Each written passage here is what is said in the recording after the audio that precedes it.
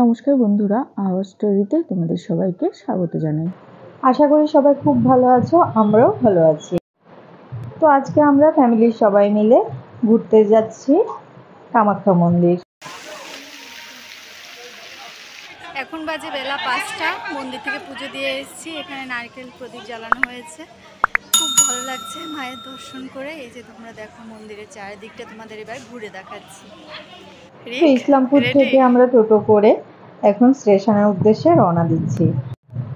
আজকের ডেট হচ্ছে 24 মে 2024। তো বন্ধুরা দেখো, আমরা আলুয়াবাড়ি স্টেশনে পৌঁছে গেছি। কিছুক্ষণ অপেক্ষা করার পরে আমাদের ট্রেন অবোধ আসাম চলে এসেছে স্টেশনে। অবোধ আসাম ট্রেনে করে আমরা আজকে আলুয়াবাড়ি থেকে গুয়াহাটি যাচ্ছি। 3টায় এটা আলুয়াবাড়ি আসার কথা, তো আজকে এটা 2 ঘন্টা লেট করেছে। এখন এটা এসছে 5টার সময় স্টেশনে। তাহলে চলো ট্রেনে উঠে তোমাদের সাথে দেখা হচ্ছে। পরন্ত বিকেলে এনজিপি যাওয়ার পথে সূর্যি মামাকে দেখো, কি দারুণ লাগছে।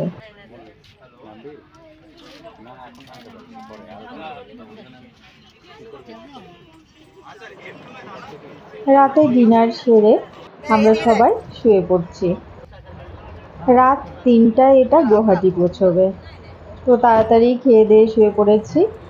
আবার বেশ ভোরে ভোরেই উঠতে হবে। ডিনারে ছিল নিরামিষ পনির আর ফ্রাইড রাইস। তো গুড মর্নিং বন্ধুরা, সকাল হয়ে গেছে। সকাল মানে কি, এখন রাত কিন্তু 3টা বাজে।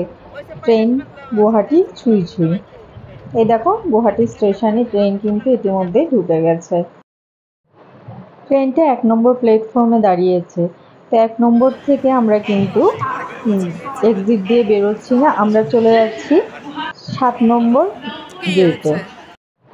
এই দেখো প্ল্যাটফর্ম নম্বর 6, 7 এই দিক দিয়েই বেরোবে। তাহলে দেখবে একদম খুব কাছে বেরোলেই পল্টন বাজারটা সামনে পেয়ে যাবে।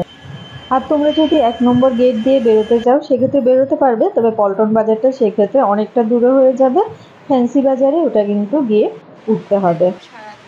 তো 5-10 মিনিট হাঁটার পরেই আমরা হোটেল গীতাঞ্জলিতে উঠেছি। তো এখন রাত 3:10 বাজে ঘড়িতে। সারা রাত একটু ঘুম হয়নি, চোখ মুখ একদম বসে গেছে। তাও কিন্তু কামাখ্যা মন্দির দর্শন করব সেই খুশিতে আছি। হোটেলে জাস্ট লাগেজটা রেখে ফ্রেশ হয়ে সকাল সকালই আমরা বেরিয়ে পড়েছি। এখন বাজে 4:45। তো আমরা অনলাইনে ক্যাব বুক করে নিয়েছি। পল্টন বাজার থেকে মানে আমাদের হোটেল থেকে কামাখ্যা মন্দিরের সামনেও একদম পৌঁছে দেবে, 250 টাকা লাগবে। আর এটার হচ্ছে গিয়ে পল্টন বাজার থেকে গুয়াহাটি কামাখ্যা মন্দিরের ডিস্টেন্স হচ্ছে 8 কিলোমিটার। যেতে মোটামুটি 10 থেকে 15 মিনিট টাইম লাগে। কথা বলতে বলতে আমরা কিন্তু কামাখ্যা মন্দিরের ফার্স্ট গেটের এদিকে চলে এসেছি। এখন এখান থেকেই কিন্তু একদম মন্দিরের মেন গেটে চলে যাব। নীলাচল পাহাড়ে কামাখ্যা দেবীর মন্দির অবস্থিত। 51টি সতীপীঠের মধ্যে দেবী কামাখ্যা মন্দিরের এই পীঠস্থানটি অন্যতম।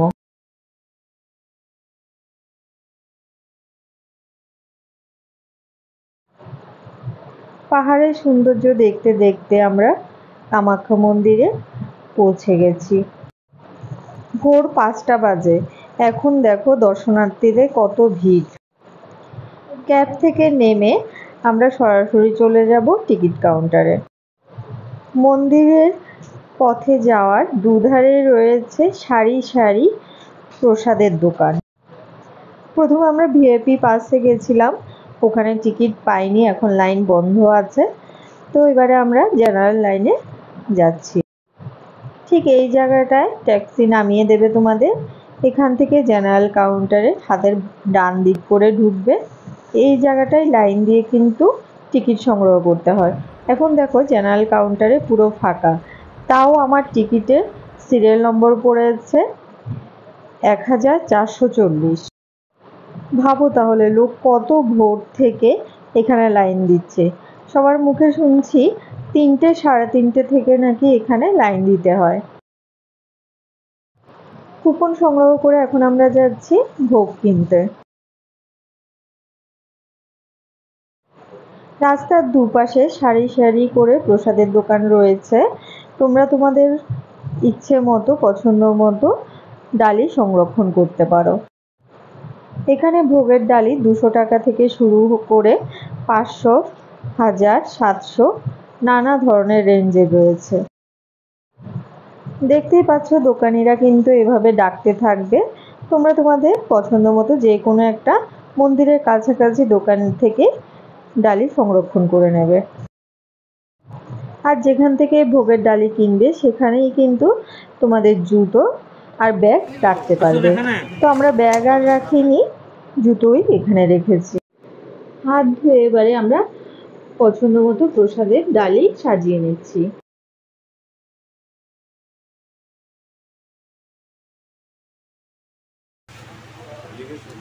কত করে এটা ডালি? কত থেকে ডালি? 200 আছে, 500 আছে, 1000 আছে, আপনি যে লাগে এইটা নাও। ডালি করে নিলে আপনার 200, 300, 400, 500 জরুরি করবেন, আর আলাদা নিলে আপনি আলাদা দিতে আলাদা পারবেন। আচ্ছা, চুন্নি দাও, ধূপকাঠি দিয়েছো? ধূপকাঠি, হ্যাঁ, প্রদীপ। 210 টাকা আছে, 200 টাকা। হ্যাঁ, ঠিক আছে, এটা দাও।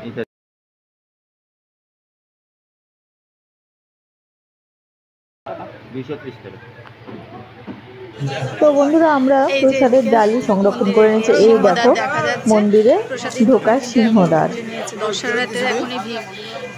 মূল গেট দিয়ে কিন্তু এখন আমরা ঢুকবো না, আমাদের ঠিক মূল গেটের ডান সাইড দিয়ে এই গলিটা ধরেই কিন্তু মায়ের মন্দিরে পৌঁছাতে হবে।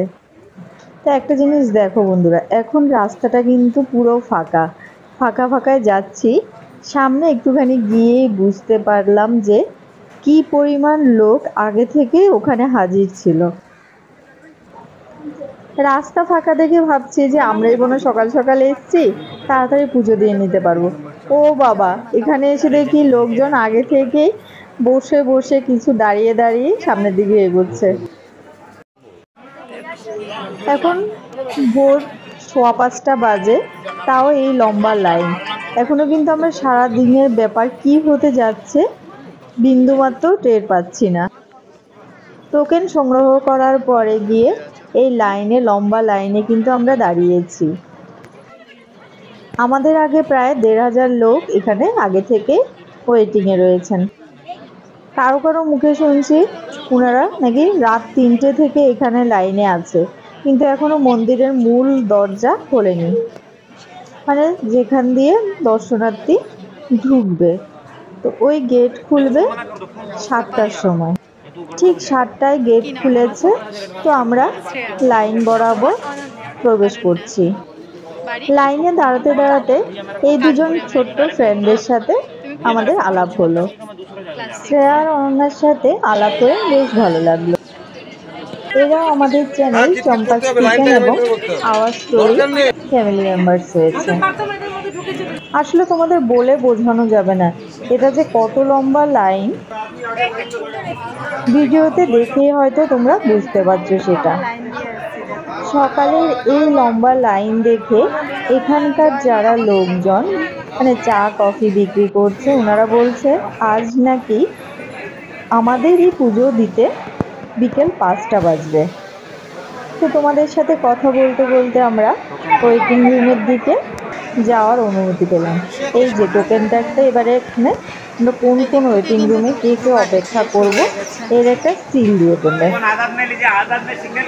দেখো এখানে লাইন ধরে একজন একজন করে ঢুকতে হয়, আর এখানে যে সিকিউরিটি গার্ড আছে এরাই সিল দিয়ে দিচ্ছে টোকেনের ঠিক পেছনে। তো আমরা 2 নম্বর ওয়েটিং রুমে চান্স পেলাম। 1, 2, 3, 4 এইভাবে করে ওয়েটিং রুমগুলো রয়েছে। ভোর 5টা থেকে 8টা অবধি লম্বা লাইন, তার মধ্যে রোদে দাঁড়িয়ে থাকার পরে এখানে এসে একটু ফ্যানের তলায় বসতে পেরে যেন কি আনন্দ হচ্ছে আমাদের। ভেজা চুলটা একটুখানি এখানে শুকিয়ে নিচ্ছি। আর রিক আর শ্রেয়া দেখো, এদের মধ্যে খুব ভালো ফ্রেন্ডশিপ হয়ে গেছে। শ্রেয়া কানপুরে আর ও এখানে ভ্যাকেশনে ঘুরতে এসছে। রিকও রিকের সামার ভ্যাকেশনে খুব নাটক ঘুরতে হচ্ছে না এসছে। দুজনে। রিক ক্লাস 3-এ পড়ে আর শ্রেয়া পড়ে ক্লাস 6-এ। তবু ওদের মধ্যে একটু সময়ের মধ্যে দারুণ বন্ডিং তৈরি হয়েছে। এখন অবধি 1 ঘন্টা হয়ে গেল, এখনই সকাল 9টা বাজে। 5 ঘন্টা সামনে অলরেডি 1 হয়ে নম্বর গেছে। ওয়েটিং রুম থেকে লোক ধীরে ধীরে লাইন বরাবর এগুচ্ছে। কি করব, বসে বসে বোর হয়ে যাচ্ছি, তো একটুখানি ছবি তুলে তুলে টাইম পাস করছি। কালকে সারা রাত ট্রেন জার্নি করেছি, এক ফোঁটাও ঘুম হয়নি। এর মধ্যে এই দেখো কি ভিড়, আর আজ যা গরম পড়েছে না, এখানে বসে থাকা যাচ্ছে না। সকাল 11টা অবধি অপেক্ষা করার পরে ওয়েটিং রুমের 2 নম্বর গেটে দরজা খুললো। এই দেখো ওয়েটিং রুম থেকে বেরিয়ে এবারে আমরা ঠিক এই গলিটা দিয়েই কিন্তু সামনের দিকে এগিয়ে যাচ্ছি। খাঁচায় বন্দি থাকার পরে এই গলিটা দিয়ে হেঁটে সামনের দিকে এগিয়ে যেতে কিন্তু বেশ ভালোই লাগছিল। আর এই গ্রিলের ফাঁকা দিয়ে কিন্তু কামাখ্যা মন্দির দেখা যাচ্ছে। মা অপেক্ষা করে করে যত সামনের দিকে এগোচ্ছি তত যেন মা কামাখ্যাকে দর্শন করার ইচ্ছে আরো বেশি গভীর হয়ে যাচ্ছিল।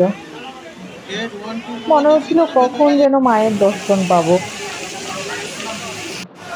সে দূরে বটগাছের পেছনের গলিটা দিয়ে কিন্তু আমরা এগিয়ে এসেছি। এই জলাশয়ের উপর দিক দিয়ে কিন্তু এরকম রেলিং করা আছে। এইটুকুনি রাস্তা ঘুরে আসতে আমাদের 1টা বেজে গেছে, আর এখন হচ্ছে মন্দিরের দরজা বন্ধ থাকবে। দুপুর 1টা থেকে 2:30 অবধি মন্দিরের গেট বন্ধ থাকার পরে গেট আবার খুলেছে। দীর্ঘ লম্বা এই লাইনে জায়গায় জায়গায় কিন্তু পানীয় জলের ব্যবস্থা রাখা আছে। দেখুন দীর্ঘ 9.5 ঘন্টা লাইনে থাকার পরে এই এখন গিয়ে মন্দিরের কাছাকাছি এসেছি।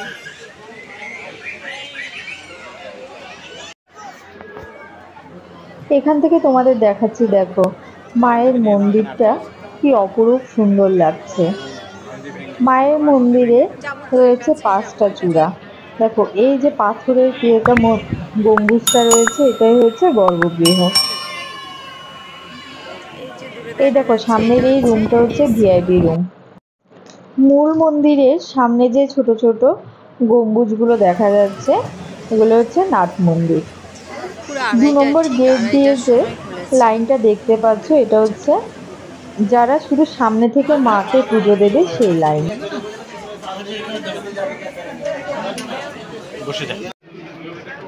এই যে দেখো এখানে হচ্ছে বলি হয়েছে, বলির ফাঁড়ি কাঠ এখান থেকে দেখা যাচ্ছে।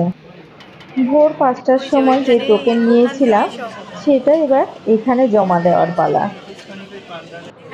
প্রত্যেকের যার যার টোকেন এখানে জমা দিতে হবে। মন্দিরের ঠিক সামনে এসেও দেখো সে ওয়েট করতেই হচ্ছে আমাদের, কারণ এখানে রয়েছে মূল ফান্ডাটা। এখানে হচ্ছে 2টো ভিআইপি লাইন আর একটা হচ্ছে জেনারেল লাইন। 2টো করে ভিআইপি লাইনকে একবার পাস দিচ্ছে, তারপরে একবার জেনারেল লাইন পাস দিচ্ছে। এখন বাজে 4টা, আমরা গর্ভগৃহে প্রবেশ করব। মন্দিরের ভেতরে মোটামুটি 15 মিনিটের মতো আমাদের টাইম লেগেছে পুজো দিতে। ঠাকুর দর্শন করেছি, গর্ভগৃহে ঢুকে ঠাকুরকে স্পর্শ করেছি। এখান থেকে যে ঠাকুরের জল আছে সেটাও কিন্তু আমরা চরণামৃত হিসেবে গ্রহণ করেছি। মানে এত দীর্ঘ 12 ঘন্টা অপেক্ষা করার পরে ঠাকুরের দর্শন করে যেন পুরো দেহ মন শান্ত হয়ে গেছে। এবারে চলো বন্ধুরা মন্দিরের বাইরে চারিদিকটা তোমাদের একটুখানি ঘুরে দেখাই। মন্দিরের চারিদিকে রয়েছে নানা দেবদেবীর মূর্তি। এর মধ্যে গণেশ ঠাকুর রয়েছে। গণেশ ঠাকুরের গায়ে বা চরণে আবার কেউ কেউ পয়সা লাগাচ্ছে, তো সেই দেখে আমরাও লাগালাম। তো তোমরা যারা কামাখ্যা মন্দির দর্শন করবে ভাবছো, তোমরা কিন্তু অবশ্যই করে এখানে একদিন হাতে সময় নিয়ে আসবে।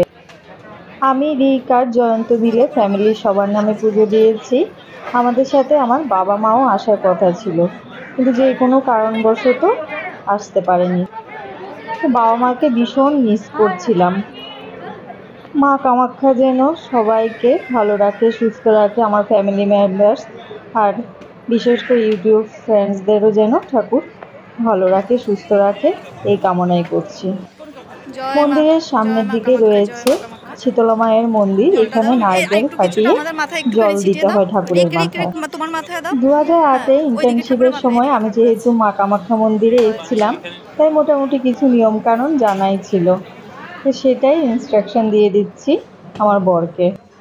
একটা কথাই বলবো তোমাদের, তোমরা যারা জেনারেল লাইনে দর্শন করবে ভাবছো ঠাকুরকে, তো সেই ক্ষেত্রে একটা দিন হাতে অবশ্যই নিয়ে আসবে। এখানে কিন্তু দর্শনার্থীদের ভীষণ ভিড় হয়, বিশেষ করে শনি মঙ্গলবার সানডে ছুটির দিন, সামার ভ্যাকেশনের টাইমগুলোতে। আর এখন যেহেতু অম্বুবাচী সামনেই আসছে, সেজন্য আজকে কিন্তু খুব ভিড় ছিল।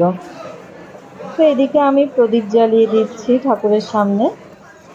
নারকেল ফাটিয়ে তোমরা ঠিক হাতের ডান পাশেই প্রদীপ জ্বালানো এই ব্যবস্থাটা দেখতে এখন বাজে পাবে। বেলা 5টা, মন্দির থেকে পুজো দিয়ে এসেছি। এখানে নারকেল প্রদীপ জ্বালানো হয়েছে, খুব ভালো লাগছে মায়ের দর্শন করে। এই যে তোমরা দেখো মন্দিরের চারিদিকটা তোমাদের এবার ঘুরে দেখাচ্ছি।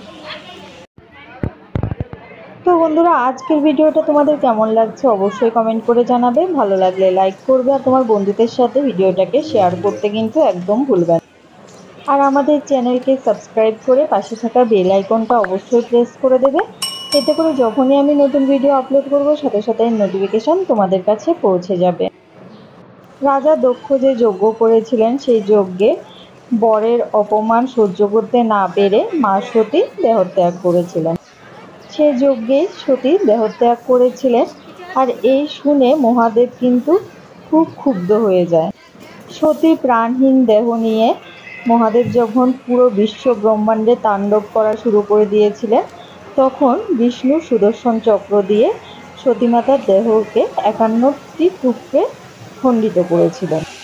সেই খণ্ডিত দেহাংশের মধ্যে যোনি বা সতীর গর্ভ এই নীলাচল পর্বতে পড়েছিল। কথিত আছে 1500 থেকে 2000 বছর আগে তখনকার সময়ের রাজা দেবী স্বপ্নাদেশে এই জায়গাতে সতী বা দেবী কামাখ্যার এই মন্দির তৈরি করেছিলেন।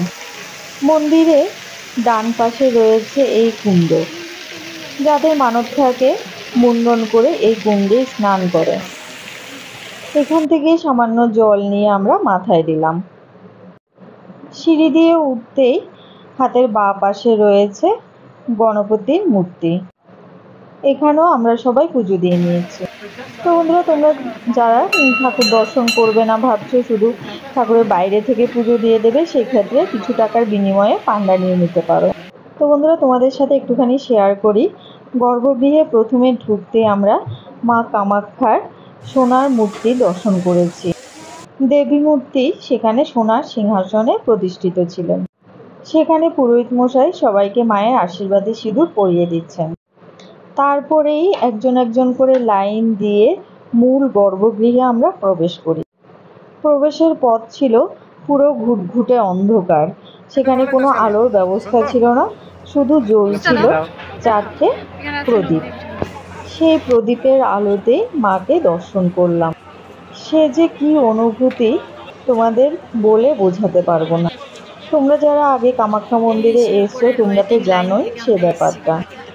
মায়ের যোনি বা গর্ভ ঢাকা ছিল লাল শালু এবং ফুলে ভর্তি, আর ঠিক তার সামনেই কুণ্ডতে ছিল স্বচ্ছ জল। তো সেখানে যে পুরোহিত বা পান্ডারা রয়েছেন, ওনারা বলে দিয়েছেন সেই জল প্রসাদ হিসাবে গ্রহণ করতে এবং মাথায় দিতে। মন্দিরের ভেতরে যেহেতু ক্যামেরা অ্যালাউ ছিল না, সেই জন্য তো ওখানে ছবি তোলা যায়নি। তাও আমি বাইরে থেকে তোমাদের একটুখানি ঠাকুর দর্শন করালাম। ঠাকুর সবার ভালো করুক এই কামনা করি। তো আমাদের ঠাকুর দর্শন হয়ে গেছে, আমরা এখন মন্দির থেকে বেরিয়ে পড়ছি। জয় মা কামাখ্যা। মন্দিরের গর্ভগৃহ থেকে বেরিয়ে রয়েছে এরকম বড় বড় সিংহের মূর্তি। এট লাস্ট এখানে দাঁড়িয়ে আমরা এক দুটো ছবি তুলে নিচ্ছি। তো বন্ধুরা, আজকের ভিডিওটা তোমাদের যদি একটু ইনফরমেটিভ মনে হয়ে থাকে, তাহলে অবশ্যই চ্যানেলটাকে সাবস্ক্রাইব করে দেবে আর ভিডিওটাকে বন্ধু বান্ধবদের কাছে শেয়ার করবে। আর আমাদের চ্যানেল চম্পাস কিচেন এবং আওয়ার স্টোরিকে সাবস্ক্রাইব করে অবশ্যই পাশে থাকবে। এতে করে যখনই আমি নতুন ভিডিও আপলোড করব সাথে সাথে নোটিফিকেশান তোমাদের কাছে পৌঁছে যাবে। তো ফটাফট আমরা কয়েকটা ছবি তুলে নিয়েছি। সারাদিন যেহেতু উপোস ছিলাম, এখন উপোস ভাঙবো। তো মন্দিরের মেন গেট থেকে এবারে বেরোচ্ছি। আমার মা সবসময় বলে বাবার বাড়ি থেকে মেয়ে যখন শ্বশুর বাড়িতে আসে তখন পেছন দিক করে আসতে হয় না। মায়ের সেই কথা হঠাৎ মনে পড়ে যাওয়াতে আমি মন্দির থেকেও ঠিক সামনের দিকে মুখ করে বেরিয়ে এসেছি। কী বলবো, যখন থেকে আমাদের কামাখ্যা মন্দিরে আসা ঠিক হয়েছে তখন থেকে আমি আমার মাকে খুব মিস করে যাচ্ছি। মা বাবা যদি আজকে সঙ্গে আমাদের সাথে পুজো দিতে আসতে পারতো বেশ ভালো লাগতো। মন্দির থেকে বেরোনোর পরে দুধারে সারিবদ্ধভাবে দোকান রয়েছে, সেখান থেকে টুকটাক কিছু কেনাকাটা করে নিয়েছি। মন্দির থেকে বেরিয়ে কিছুটা এগিয়ে এসে হাতের বাঁ দিকে রয়েছে খাওয়ার হোটেল। হোটেল মঙ্গলমূর্তিতে আমরা নিরামিষ থালি খেয়ে উপোস ভাঙলাম।